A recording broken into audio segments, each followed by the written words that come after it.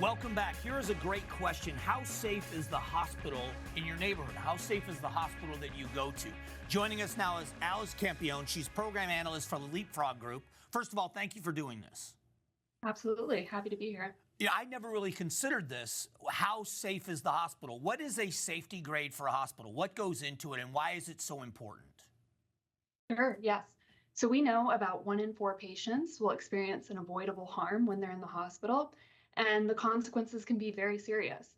At least 250,000 people will die in the US each year due to these preventable errors, injuries, accidents, infections in the hospital setting. So about 20 years ago, not much was being done about this. There was no focus on patient safety, and that's how our safety grades were born. So now we grade just about every hospital across the country twice per year on their record for patient safety.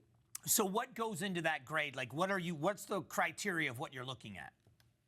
Sure, yes, we look at a lot of things.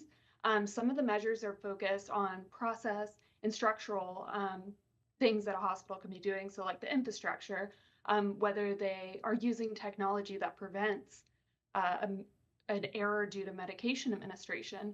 And then the other measures are based on outcomes. So are they preventing infections? Are they preventing harm to patients during surgery and after surgery? So those two components go together to create the safety grade. So patients, what should they be looking at in these safety grades? How does a patient interpret those grades? Yes, yeah. So the chances of you experiencing harm is not the same at every hospital. Some hospitals do a better job than others at ensuring there are checks in place to prevent those mistakes, ensuring there's strong lines of communication between hospital staff, patients, and their families.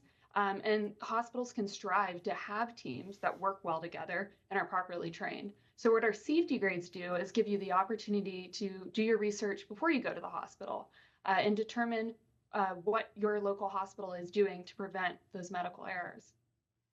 So when you do these assessments, do you give the feedback to the hospitals? Is there a relationship with the hospitals where they're looking at your assessment and making changes, or is it not a working relationship? Absolutely. So we actually provide a voluntary survey to hospitals. It's annual, and we assist hospitals in completing the survey. It's completely free to them. It's just their opportunity to be transparent and share what they're doing in the hospital setting. So we do work hand in hand with hospitals to help them improve and to reach these standards that were developed by experts at our organization. Do you use patient feedback at all in any of the surveys? Absolutely. So patient experience is a very powerful driver in preventing these preventable errors. 5 measures included in our survey actually look at patient experience. So patients and their families are often the first people to realize that something's wrong. So it's really important that they feel heard and that they have that direct connection to nurses and doctors. I like what you said earlier about, they should kind of know what's going on ahead of time. You don't want to be in the middle of a health crisis and trying to do an assessment. So if someone's out there watching now, where do they go to get these safety grades, and how do they know they're reliable? Yes, so you can go to hospitalsafetygrades.org, search for your city, and you can we have an interactive map that can look at all the hospitals in your area. We can't guarantee that a hospital is perfectly safe, of course, but it means that they have a better track record reducing infections and preventing this unnecessary harm to their patients.